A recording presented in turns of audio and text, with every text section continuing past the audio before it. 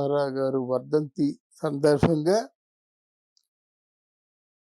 మన తెలుగుదేశం అధినేత మాజీ ముఖ్యమంత్రి చంద్రబాబు నాయుడు గారు గుడివాడలో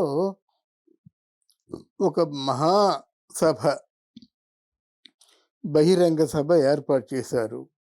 దానికి పొత్తుల్లో ఉన్నారు కనుక ఎక్కడికి వెళ్ళినప్పుడు కూడా జనసేన నాయకుడిని కూడా తీసుకెళ్తున్నాడు కనుక వాళ్ళిద్దరూ సరి సమానమైనటువంటి గౌరవాన్ని పంచుకుంటున్నారు కనుక ఆయన జనసేన తాలూకు అభిమానుల్ని, జనసేన అంటే వారసుల్ని, వీర మహిళలతో పాటు చాలా తెలుగుదేశంలో ఉన్నటువంటి కార్యకర్తలు వీళ్ళందరూ కూడా వచ్చారు. చాలా ఒక గొప్ప సభ జరిగింది.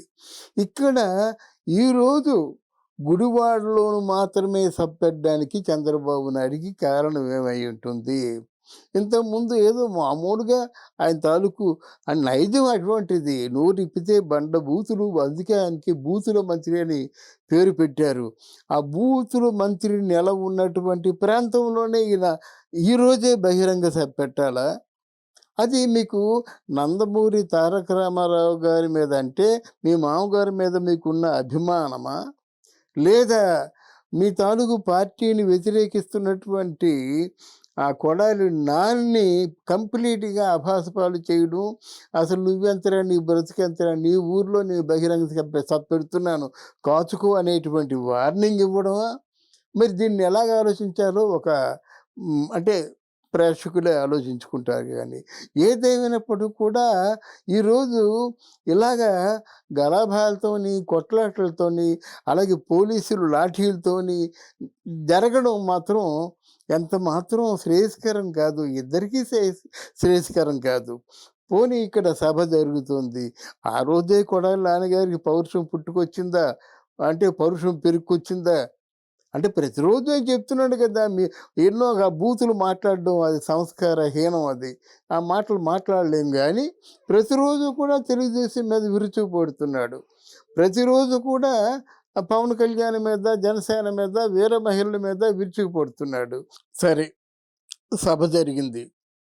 సభ జరిగినప్పుడు కొడాలి నాన్నగారి తాలూకు ప్రమేయం లేకుండా ఆ సభని విధ్వంసం చేసే ప్రయత్నంలో కొడాలి నాని తాలూకు అనుచరులు ఉండరు. ఆ విధంగా కొడాలి నాని చేయడం ద్వారా రాజకీయంగా పూర్తిగా పతనం అయిపోయాడు. ఆయన మంత్రిగా ఉంటే ఆయన శాఖ గురించి తెలియదు, ఆ శాఖ చేస్తున్న పనుల గురించి తెలియదు. ఒకవేళ వైసీపీ తాలూకు ఒక గ్రేట్ స్పోక్స్ మ్యాన్గా ఉంటే మాట్లాడడం తెలియదు, మాట్లాడితే పచ్చి బూతులు. పోనీ కనీసం ఎవరు వచ్చారు? అదర్ పార్టీ వాళ్ళు వచ్చారు, ఇక్కడ సభ పెట్టుకున్నారు. నువ్వెంత, నీ సభ ఎంత అని స్తబ్దతగా ఉండి వారిని లెక్క చేయకుండా ఉంటే కనీసం పాతాళంలో నుంచి ఒక మెట్టు ఎదిగి ఉండేవాడని నా ఆలోచన. అది లేదు. కొంతమంది మనుషుల్ని కేటాయించాలా దీని గురించి, వాళ్ళతో గలాభా చేయించాలా, వాళ్ళతో తెలుగుదేశం పార్టీని, జనసేన పార్టీని పూర్తిగా ఏంటంటే వాళ్ళని వ్యతిరేకిస్తూ నినాదాలు, గొడవలు, మనుషుల మీద మనుషులు తిరగబడ్డాలు, తర్వాత తీవ్రమైనటువంటి ఉద్రిక్త వచ్చిన సందర్భంగా రెడీగా లాఠీలతో రెడీగా ఉన్నటువంటి పోలీసులు స్వల్ప లాఠీ అని వార్తల్లో చెప్తున్నప్పుడు కూడా బాగానే గట్టిగానే దెబ్బలు తగిలాయి. అంటే ఇక్కడ ఒక విషయం గుర్తుంచుకోవాలి కొడాలి నాన్నగారు. ఏమిటంటే, మీరు కొట్టింది చంద్రబాబుని కాదు, మీరు కొట్టింది పవన్ కళ్యాణ్ని కాదు. పవన్ కళ్యాణ్ని మీరు కొట్టలేరు, చంద్రబాబుని కూడా మీరు కొట్టలేరు. లేదా వాళ్ళు వచ్చి మీ ఇంట్లో దూరి మిమ్మల్ని కొట్టలేదు. కానీ మధ్యలో పోయిన వాళ్ళు ఎవరండి? మధ్యలో దెబ్బలు తిన్న వాళ్ళు ఎవరండి? మధ్యలో ఏ తల్లి కన్న బిడ్డలో ఓ చెయ్యి ఇరిగిపోతుందో, కాలు ఇరిగిపోతుందో, తల పగిలిపోతుంది, ఇంటికెళ్ళి చూసుకుంటే కదా తెలుస్తుంది. ఒక్కొక్కరు రక్తం ఓడుతూ వచ్చినప్పుడు కూడా వాళ్ళు తెలుసుకోలేరు. తర్వాత అది ఎంత పెద్ద గాయమో సాయంత్రం అయితే తెలుస్తుంది. పోలీసులు కొట్టే దెబ్బలు బయటికి కనిపించవు, అందరికీ తెలుస్తుంది. కానీ ఇక్కడ ఎన్టీఆర్ గారి వర్ధంతి ఇలాగ ఉండవలసిన అవసరం ఉందా అని ఒక ప్రశ్న ఉత్పన్నం అవుతుంది. ఈరోజే ఆయన సబ్బెట్టడం ఏంటి? ఈరోజే పెద్ద ఉద్రిక్తతను సృష్టించడం ఏమిటి కొడాలి నాని. కానీ ఎన్టీ రామారావు గారు జయంతి నాడు గాని, వర్ధంతి నాడు గాని కోరుకుంటుంది మాత్రం ఇది కాదు. కోరుకుంటుంది ఇది కాదు. మీరు జనం కోసం ఏమి చేస్తున్నారు? ప్రజల కోసం ఏమి చేస్తున్నారు? జనం మీకు అప్పగించిన బాధ్యతని ఎలా నెరవేరుస్తున్నారు? ఇది కావాలి.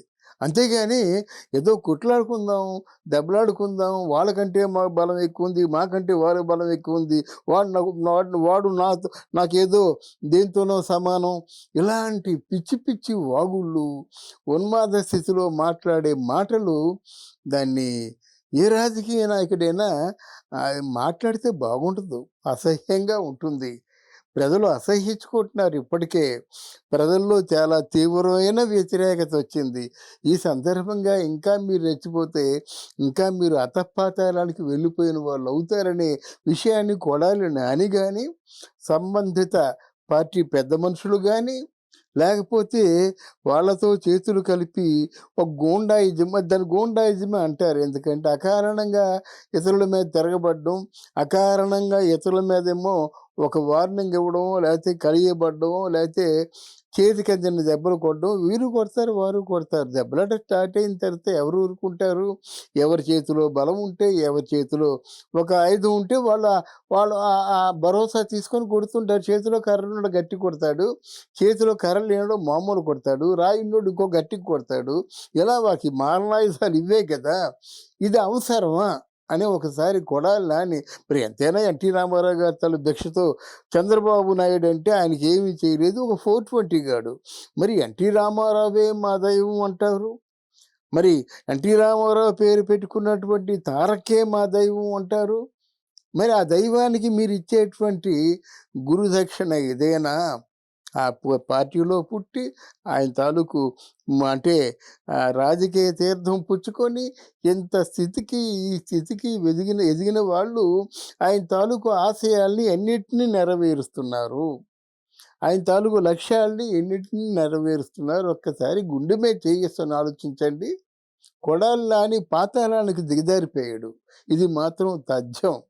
ఈయన్ని ఇంకా అదుపులో పెట్టకపోయినట్టయితే వైఎస్ఆర్‌సీపీ పార్టీ వైఎస్ఆర్ పార్టీ కేవలం ఇంకా వచ్చే ఎన్నికల్లో అంటే ఓట్లు వేయరు సరికదా, నానా అమ్మనా బూతులు కూడా తినవలసిన అవసరం మీకు మీరే తెచ్చుకుంటున్నారు. Thank you.